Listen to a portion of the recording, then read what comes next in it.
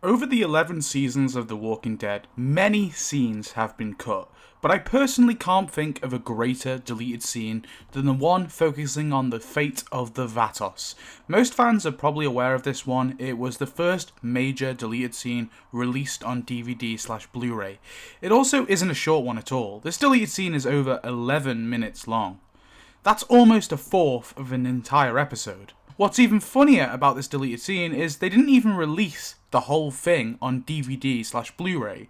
No, they actually took out some shots and removed some pieces of dialogue. So this is a deleted scene with deleted scenes. It's super layered. And honestly, it's really cool piecing all of this together. Now, the full HD footage that you see is from the actual deleted scene on the Blu-ray, and any grainy, disgusting footage you see is actually from the Season 2 trailer. So I've actually pieced the scene together using both these mediums. So we'll cover all the details of that in this video, and towards the end I also want to discuss why this scene was ultimately scrapped. Now, to set the stage, this would have been how Season 2 opened. Right after the group left the CDC, Shane's Jeep would have broken down, or he crashed it, it's unsure exactly what happened, and he was at the back of the line of vehicles. He would have been left stranded, frantically running.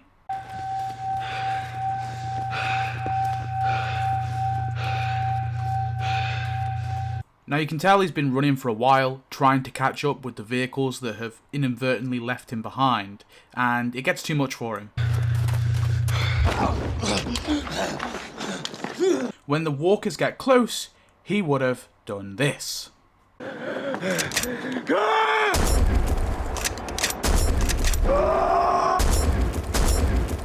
Firing his shotgun into the crowd. However, possibly off screen, Daryl would have noticed that Shane had lagged behind and was stranded and would have alerted the others. Oh, thank us, thank Daryl. He's the one who noticed. He started honking and yelling his head off. Shane is able to get to the RV and frantically gets inside. Get in! Come on! Let's go! Hold on! This scene obviously occurs as Shane's making his last stand against the walkers. You can see the fence there, and then in this scene you can see the fence as Shane's shooting them. So this scene would have occurred straight after he went on his shooting rampage.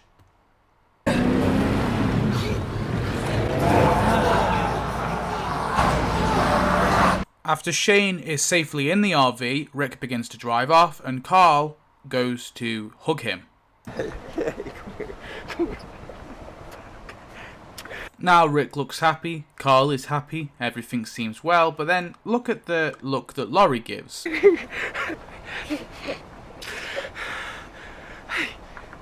Obviously, for context, the assault that occurred in the CDC has only very recently happened, so those feelings are fresh. Hey, I'm fine, man. I'm really fine, okay? Shane clearly clocks Laurie's stare. Hey, Archie.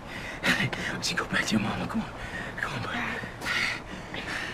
This scene sort of reiterates the fact that Carl does see Shane like a father figure, and Laurie still is very uncomfortable with Shane being around. Rick. God, they may be slow, but they don't tire, man. They just keep coming. This all just adds to the lore of the walkers, of course, which I find pretty odd because these walkers are not that slow. Look at these guys. They're going pretty fast. Good thing to know. Then Shane learns that Daryl was the one who saved him. I played that scene before, and all the characters have a laugh about it.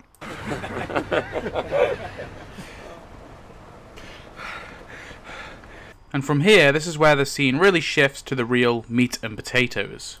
Rick, you got any moves left? I got one. Is it good? It occurs to me we have friends in this town. Glenn, what do you think? Yeah. Quite logically, I would say, Rick decides it'd be a good idea to go to the nursing home and meet with their friends in the Vatos gang. It would buy us some time. A night or two till we figure out what we're doing. The nursing home. Guillermo and his people. The people who took you hostage? Pretty basic scene just to remind the audience of who the Vatos and Guillermo were. Hey, we partied on good enough terms. Good enough doesn't bowl me over with confidence. Dale attempting to be a party pooper and stop them from going, but of course Glenn reassures him. You weren't there. You didn't see the way that Rick handled things. They're our friends. They'll take us in. And there we have it. The plan is formed. But just before we cut to the next scene, we get one more shot of Laurie coldly looking at Shane. And Shane obviously being pretty ashamed of what he did. Then we cut to the group arriving to the outer perimeter of the nursing home. But they're barely hanging on. What makes you think they'll take in strangers? This is the start of the Daryl-Andrea rivalry, I guess, because Daryl comes back at Andrea with this quip. Now, the guns we gave them will probably throw us a party. Good call. For once. Of course, Daryl telling Rick that it was a good call to leave those guns with the Vatos.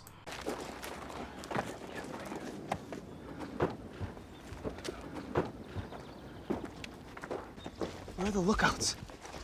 First sign of trouble, no lookouts. What's going on here? Bitch.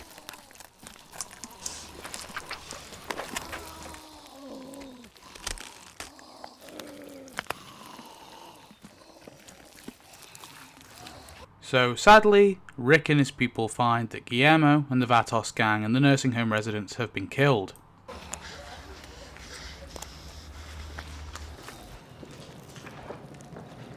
Not looking good at all. Plan has gone to shit.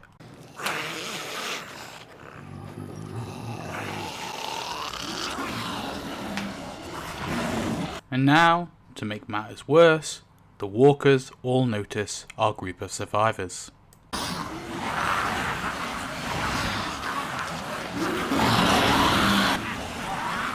And then I think we get one of the most badass Rick lines ever that I'm so pissed off is not in the show.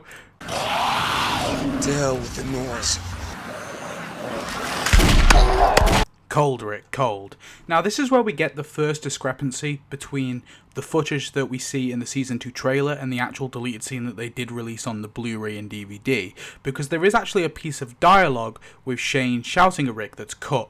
To hell with the noise. Now at first I thought this was a classic case of the trailer makers trying to misguide the audience, but looking at the scene where Shane does scream Rick, he definitely is at the Vatos, and it's definitely not a dub. That appears to be what he is saying. So I do generally think that they've cut this line of dialogue out.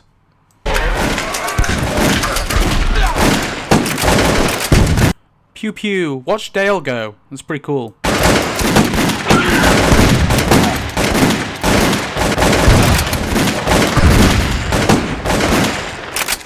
Now, there's a few extra shots that are not included in this deleted scene that were included in the trailer. The first includes T-Dog meleeing a walker. Pretty weird they didn't include it. The writers hate giving T-Dog some screen time, I guess. And the other is just a shot of when they're shooting. So yeah, this shot just doesn't appear within the sequence of events. It's just a different shot of a body. Now, some fans actually believe this is Guillermo. I'm not 100% sure. I used to believe it was. The wiki seems to think it is, or it did for a time. I'm unsure if I believe it is Guillermo, unless the actor confirmed he did shoot for the scene. So, yeah, it's just a bit hard to tell at this angle.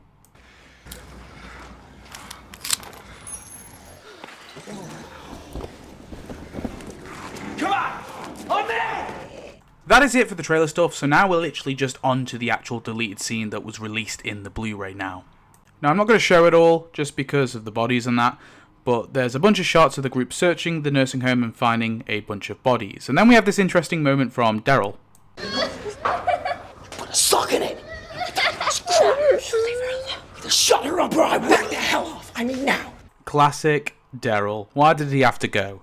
So, this obviously is him threatening Sophia, and it's quite funny, quite ironic, because he ends up going to search for Sophia later in the season. Now, was this all a setup? I think so. I think potentially this was going to be like a character arc for Daryl. Okay, stay, we're going.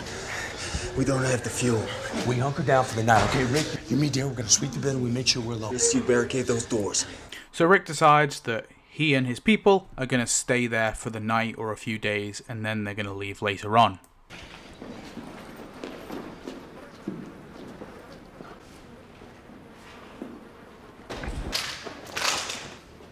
Just more shots of Rick, Daryl and Shane searching the nursing home, and just to let you know, all they see in the little mess hall are bodies. And of course this is the same hall where Glenn was being kept, and also where those cute little Vatos Satan dogs were. Aw, I hope they're okay.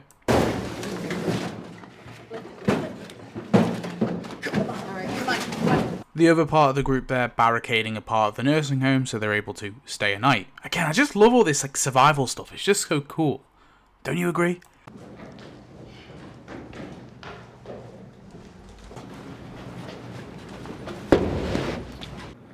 Guess that didn't work so well for you, did it? All. Another classic Daryl quip. God, season 1 and season 2 Daryl, such a king.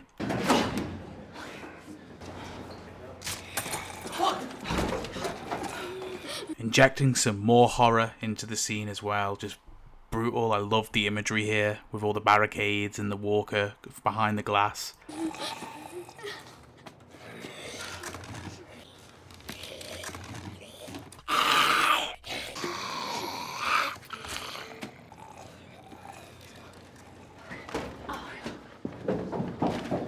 The walker passes. I also just love how Carl is helping quiet Sophia. I don't know, it's kind of cute. Upstairs is our best bet. We've cleared a few rooms and can barricade those if we have to. We'll be all right. So, reiterating the plan, we're staying a couple nights here, and then we're going to leave. But then Carol, who obviously at this point still questioned Rick's leadership, says this. You mean it this time? Or are you lying to us like all the times before? That's unfair, and no help at all. Come on, even you Laurie haters must admit that Laurie knows how to stand up for her husband. What the hell happened? What do you think? They got overrun. Andrea making some conclusions here, and Daryl quips back with this. Something to say? Yeah. How about observant? Observant. Big word from a guy like you. 3 whole syllables. Walkers didn't do this. Geeks didn't show up until all this went down. Somebody attacked this place, killed all these people, took whatever they wanted. They all shot in the head, execution style. Y'all worried about walkers? I'd be much more worried about the people who came and did all this. Makes sense now why Andrea shot Daryl, because he just burnt her. Get a dictionary. Look it up. Observant. Oh yeah, and the biggest elephant in the room. Turns out the Vatos and the nursing home residents were not taken out by walkers. No, some group of people came in and slaughtered them all. They ransacked the kitchen. All we found is the one can. They hit the dispensary too, tore the door off its hinge, took everything except this. So the place was ransacked, further proving that a group of raiders or a hostile faction, of course, came in here to steal all of their supplies. Now, I actually have a theory on who I believe this is. Personally, I think the governor is quite clearly the culprit, or a likely culprit that we know at least. Go check out that video if you want more details. Some people think it's the Living, aka Dave and Tony's group, that took out the Vatos, but that makes no sense because Dave specifically says that he and his group decided to get off the highways and go into the sticks, as he calls it, if he's being truthful with that being his plan since they left DC. They basically left Philadelphia, tried to get into DC, but the highways were too jammed, so then they decided to travel south through the sticks. So it just makes no sense that it's Dave and Tony. It has to be, if anyone, the governor or a group we never met. Slight tangent, sorry. Back to the deleted scene.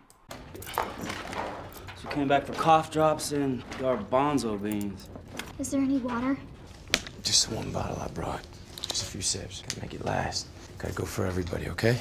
I love all this focus on food and water, actual survival. The characters are left in a pretty dire state here. They're having to share one bottle of water between each other, and all they've got to eat is garbanzo beans, whatever the hell that is. But Shane has a surprise. What else you got in there? Salty snacks. Better see if the CDC thought I'd be having midnight snacks in my air-conditioned room. No, it'd be dinner.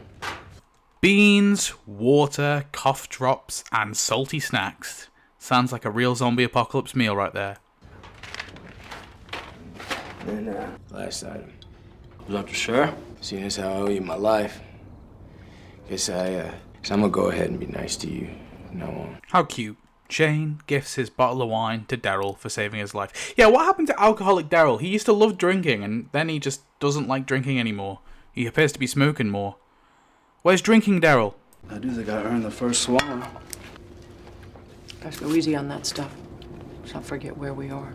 Yes, ma'am. You all right? Why wouldn't I be? I'm spending the night in a building that stinks so badly of rotten bodies I want to vomit up my guts, dining on condiments, and hoping I don't get eaten by dead cannibal freaks before dawn. What's not to like? Andrea, of course, not in the greatest of moods because she was planning to spend a nice little holiday, so to speak, at the CDC, but Dale just had to convince her to leave. Thank you, Dale.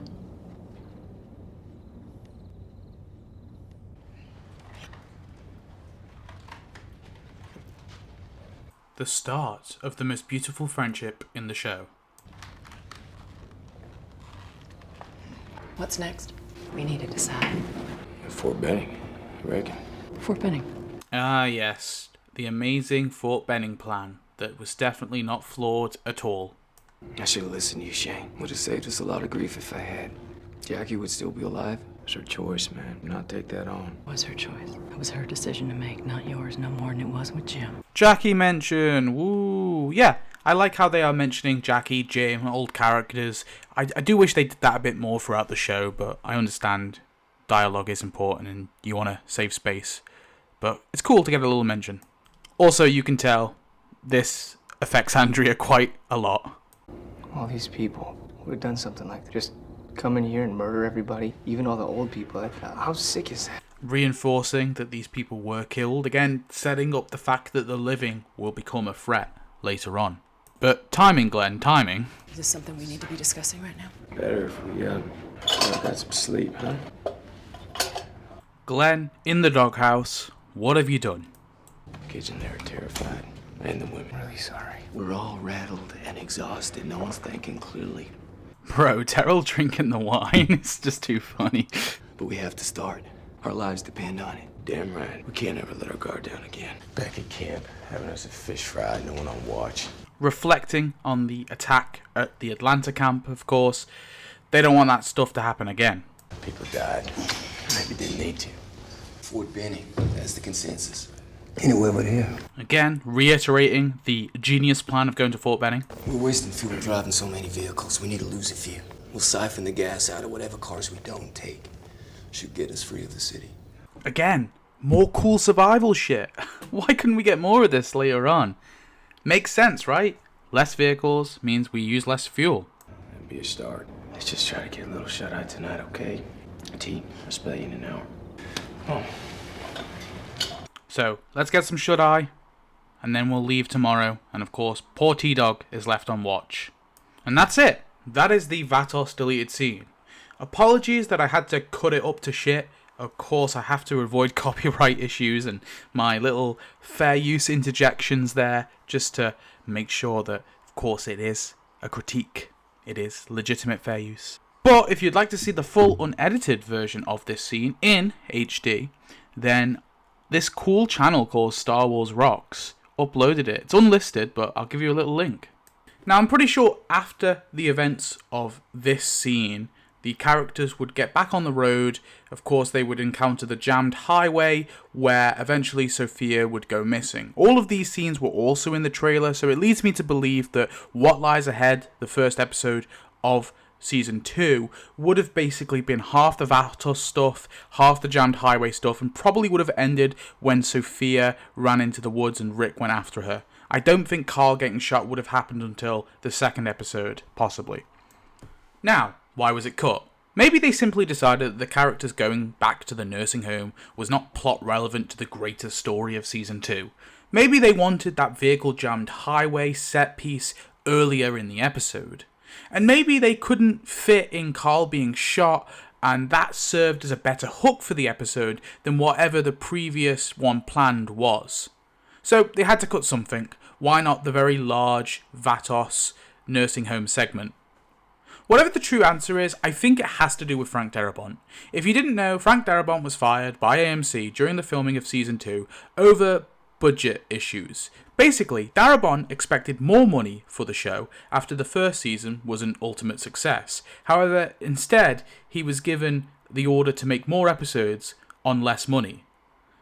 He objected and was fired. Now, we don't exactly know when during the filming of Season 2 he was fired, but he must have shot this particular sequence at the Atlanta nursing home. Glenn Mazzara then took over as showrunner after Darabont was fired, so he would have been the one to decide to cut the Vatos stuff, not Darabont. Now, Darabont is credited for writing the episode along with Kirkman, but he didn't direct it. Instead, it's directed by Gwyneth Horder-Payton and Ernest Dickerson. However, in Darabont's writing credit, he doesn't use his real name. He instead goes by a pseudonym, Ardith Bay. Now, this could be signalling that he thinks the episode is a piece of shit and he doesn't want his name on it, or he could be trying to say that he's pissed off with AMC. But it also could be the case that Robert Kirkman rewrote the episode, but there was still a large portion of the episode that was originally written by Darabont, hence they'd need to credit him legally. He said just use a pseudonym and bang's your uncle, that's the reason. I think Darabont had large plans with the scene where the group learned the Vatos is all dead, and I think it was meant to be foreshadowing of a later threat to come. Again, go watch my Vatos theory video to see more details.